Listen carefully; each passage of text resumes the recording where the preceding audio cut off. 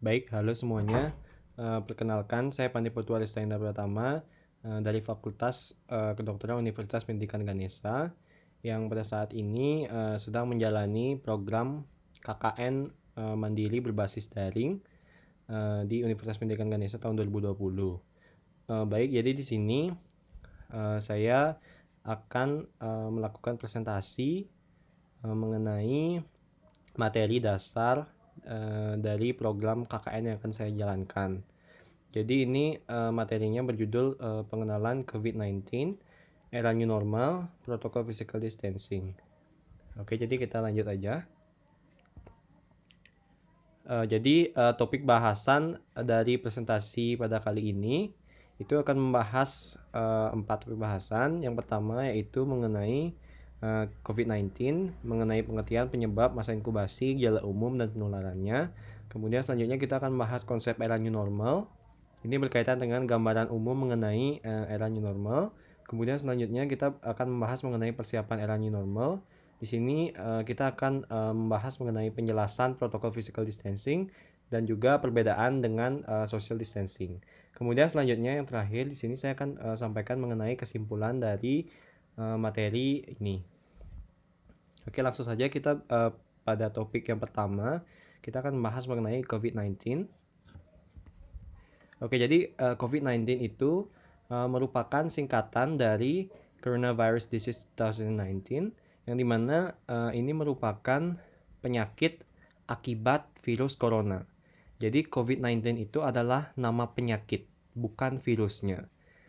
Oke, jadi COVID-19 merupakan penyakit yang diakibatkan oleh salah satu jenis dari virus corona. Nah, virus coronanya tersebut itu bernama SARS-CoV-2, di mana di sini merupakan singkatan dari Severe Acute Respiratory Syndrome Coronavirus 2, yang dimana ini merupakan virus yang sangat mirip dengan penyakit yang kita temukan pada tahun 2002, di mana penyakit tersebut dinamakan penyakit SARS. Jadi namanya saja udah SARS-CoV-2. Berarti ini merupakan virus yang mirip dengan yang menyebabkan penyakit SARS.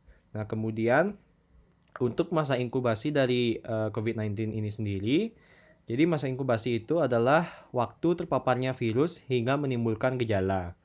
Oke, jadi masa inkubasi dari COVID-19 ini sendiri yaitu sekitar 2-14 hari, yang dimana ini artinya setelah tubuh terpapar virus atau terinfeksi virus, dia akan menimbulkan gejala dalam waktu 2-14 hari. Nah, kemudian kita akan bahas mengenai gejala COVID-19. Nah, gejala COVID-19 itu kita golongkan menjadi gejala umum, gejala yang jarang, kemudian gejala yang serius. Kita awali dengan gejala yang umum. Jadi gejala yang umum dari COVID-19 itu adalah demam, batuk kering, dan juga lemas. Jadi COVID-19 itu seperti yang sudah kita perhatikan ketika kita keluar rumah, misalnya di tempat-tempat umum itu, terutama ketika sebelum masuk ke tempat tersebut kita pasti diukur suhunya. Nah, kenapa kita diukur suhunya? Karena di sini itu demam atau peningkatan suhu itu merupakan salah satu gejala umum dari COVID-19. Kemudian untuk gejala yang jarang muncul, ya, itu ada beberapa, diantaranya adalah nyeri, sakit tenggorokan, diare, peradangan pada mata atau konjungtivitis, kemudian ada sakit kepala, ada hilangnya kemampuan mengecap, kemudian yang terakhir adalah perubahan warna pada kulit. Nah, gejala-gejala ini merupakan gejala yang jarang. Kemudian untuk gejala yang serius, itu mencakup sesak nafas, dada terasa nyeri atau tertekan, ini seperti penyakit jantung, kemudian hilangnya kemampuan bicara atau bergerak. Nah, gejala serius ini itu menandakan tingkat keparahan dari COVID-19 itu sendiri. Oke, kita next. Nah, bagaimana sih penularan dan pencegahan dari penyakit COVID-19 ini?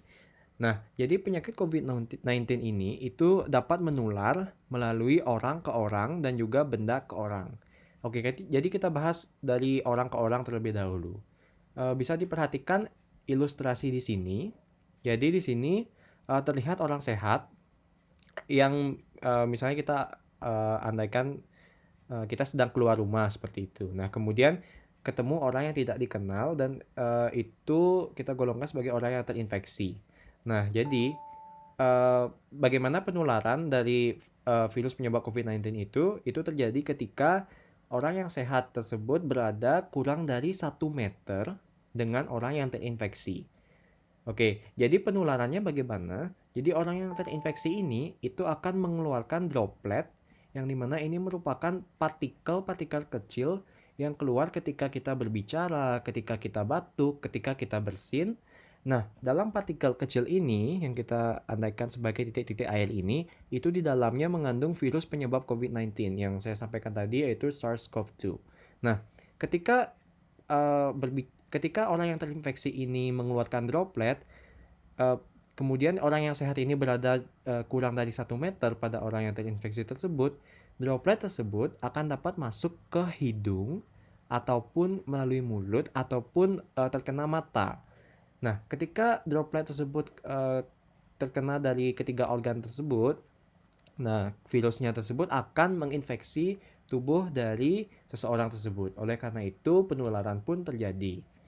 Nah, kita beralih ke penularan dari benda ke orang. Oke, jadi penularan virus penyebab COVID-19 ini tidak hanya dari orang ke orang, namun juga dapat melalui benda ke orang. Nah, bagaimana mekanismenya? Jadi mekanismenya hampir mirip dengan penularan orang ke orang, di mana di sini pada benda itu bisa terpapar virus ketika orang yang terinfeksi ini akan mengeluarkan droplet-droplet ini, kemudian dropletnya ini menyentuh benda-benda di sekitarnya. Nah, karena seperti yang saya katakan tadi, droplet ini itu mengandung virus, maka benda tersebut pun akan menjadi sangat rentan untuk menyebabkan infeksi kepada orang lain yang sehat. Nah, kita andaikan saja ini makanan yang terinfeksi oleh droplet orang yang terinfeksi ini. Nah, ketika makanan ini sudah mengenai droplet, kemudian orang yang sehat itu akan makan makanan ini, itu virus akan dapat menular ke orang yang sehat tersebut karena makanan ini sudah mengandung droplet yang dimana droplet ini berisi virus penyebab COVID-19. Oleh karena itu, akan menyebabkan orang yang makan tadi itu terinfeksi. Nah, tidak hanya makan, bahwa virus tersebut juga bisa menular ketika orang yang sehat ini memegang benda tersebut. Nah, kemudian tangannya itu tidak sengaja mengenai mulut, hidung, ataupun mata, sehingga akan menyebabkan terinfeksi juga. Nah, seperti itu penularan dan penularan virus penyebab COVID-19 itu. Nah, kemudian bagaimana sih cara mencegahnya? Oke, jadi seperti yang kayak katakan tadi, itu kan rawan pada jarak kurang dari 1 meter. Nah, jadi cara mencegahnya itu menjaga jarak dengan orang lain itu minimal 1 meter. Kalau bisa 2 meter itu sudah aman. Nah, kemudian ketika kita keluar rumah itu kita harus menggunakan masker.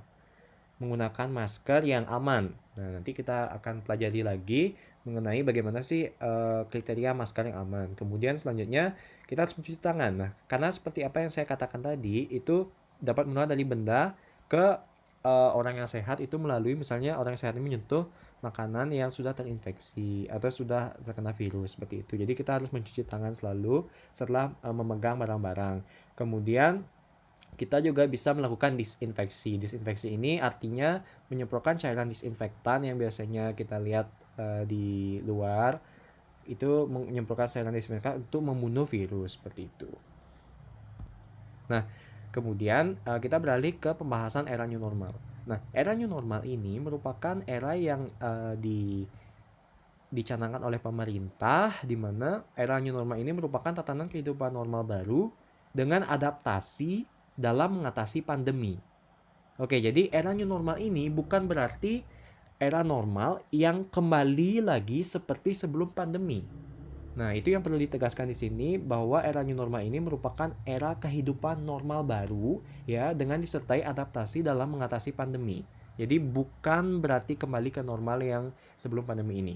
Nah, hal ini berarti segala aktivitas yang dilakukan dapat kembali normal namun tetap berdasarkan protokol kesehatan seperti menjaga jarak menjaga jarak antar orang lain atau yang kita sebut sebagai protokol physical distancing yang dimana menjadi program dalam KKN ini. Kemudian ada pendukungnya itu seperti menggunakan masker, seperti yang saya katakan tadi, itu selalu mencuci tangan dan lain sebagainya. Nah, kemudian di sini kita akan bahas mengenai bagaimana persiapan kita dalam menghadapi era new normal, yang dimana di sini topik bahasan khususnya yaitu protokol physical distancing. Ya, kita akan membahas mengenai dua sub, yaitu penjelasan dan juga perbedaannya dengan social distancing. Oke, langsung saja kita ke pertama, yaitu penjelasan mengenai tujuan dan manfaatnya.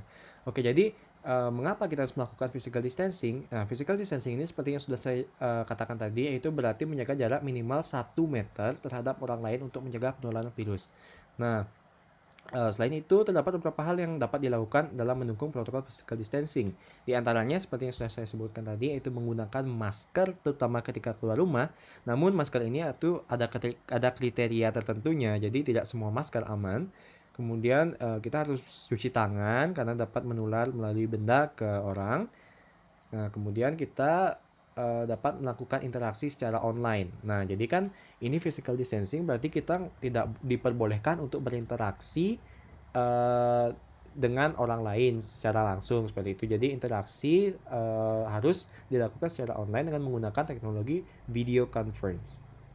Nah, jadi pemutusan rantai penyebaran virus penyebab COVID-19 ini dapat segera terputus dengan menerapkan protokol physical distancing dengan benar dan maksimal.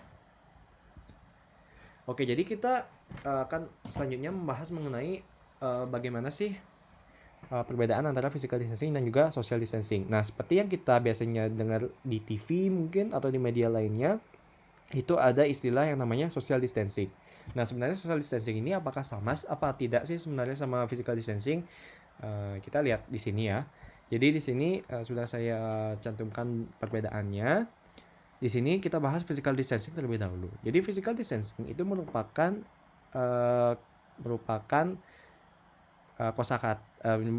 kata yang terdiri dari beberapa kata, yaitu physical dan juga distancing. Nah, physical sini itu berarti fisik dan juga distancing sini berarti menjauhi atau berjarak. Nah, physical distancing itu berarti menjaga jarak fisik terhadap orang lain dengan tujuan menghindari penularan virus penyebab COVID-19. Jadi di sini kata kuncinya adalah menjaga jarak fisik. Ya. Kemudian kalau social distancing itu berasal dari beberapa kata, yaitu social distancing. Social artinya sosial atau kegiatan sosial ataupun interaksi sosial. Nah, kemudian distancing itu sama, yaitu artinya menjauhi dan berjarak. Nah, jadi social distancing di sini itu merupakan pembatasan kontak sosial dengan orang lain dengan tujuan untuk menghindari penularan virus penyebab COVID-19. Oke, jadi di sini ada kata kuncinya itu pembatasan kontak fisik. Nah, di sini bisa terlihat perbedaannya, yaitu di physical distancing itu ada menjaga jarak fisik, kemudian di social distancing itu ada pembatasan kontak sosial. Nah, di sini kita bisa artikan bahwa di physical distancing ini itu yang ditekankan hanyalah jarak fisik antara orang ke orang, namun di social distancing ini yang ditekankan adalah pembatasan kontak sosial. Nah, pembatasan kontak sosial ini itu dapat menimbulkan isolasi sosial jika tidak diartikan dengan benar. Oleh sebab itu, dia diganti dengan physical distancing. Ya, kita bahas di sini. Jadi, seseorang itu penting untuk tetap melakukan kontak sosial dengan orang lain agar hubungan baik itu tetap tercipta antar dua pihak. Jadi bukan berarti pada saat pandemi ini kita tidak bersosialisasi atau berinteraksi sosial dengan orang sekitar. Nah, oleh sebab itu, makanya pandemi seharusnya tidak menjadi penghalang. Kontak sosial dan kontak sosial dapat dilakukan secara online atau virtual, ya. Jadi kontak sosial itu tidak harus secara langsung, namun juga dapat dilakukan secara online ataupun virtual. Nah, di sini itu penggunaan istilah social distancing itu akan dikhawatirkan menimbulkan salah persepsi, yang seperti saya bilang tadi itu dapat menimbulkan isolasi sosial, sehingga istilah physical distancing lebih tepat digunakan. Nah, itu intinya. Sebenarnya permasalahannya itu antar dua poin tersebut, yaitu menjaga jarak fisik dan juga pembatasan kontak sosial, seperti itu. Jadi dia perbedaannya di interaksi sosialnya. Nah, seperti itu. Oke, jadi untuk kesimpulan materi yang sudah saya jelaskan ini, ya, ini bisa dilihat di sini. Nah, jadi kan pandemi COVID-19 itu semakin meningkat hari demi hari. Nah, berbagai cara telah kita lakukan telah dilakukan oleh pemerintah untuk mengatasi dan mencegah penularan virus penyebab COVID-19 ini. Oke, jadi pemberlakuan era new normal merupakan salah satunya. Di mana tujuan kebijakan ini adalah untuk mengembalikan produktivitas masyarakat dengan tetap memperhitungkan segi keamanan yang seperti saya jelaskan tadi. Ini bukan berarti kembali ke normal sebelum pandemi. Nah, penerapan kebijakan ini tidak dapat lepas dari penerapan protokol physical distancing yang merupakan salah satu upaya dalam memutus rantai penularan virus penyebab COVID-19. Oke, jadi di sini kita pada KKN ini itu kita akan berfokus ke bagaimana sih penerapan protokol physical distancing yang benar, ya. Nah, nanti untuk selanjutnya itu materinya akan menyusul dan nah, ini sumber yang saya gunakan untuk membuat presentasi ini yaitu dari WHO dan juga CDC. Oke, baik, terima kasih. Terima kasih teman-teman semuanya atas perhatiannya. Terima kasih atas antusiasnya dalam menyaksikan presentasi ini. Saya ucapkan selamat belajar memahami dan juga semoga kalian semua selalu sehat dan tetap dalam lindungan Tuhan. Terima kasih.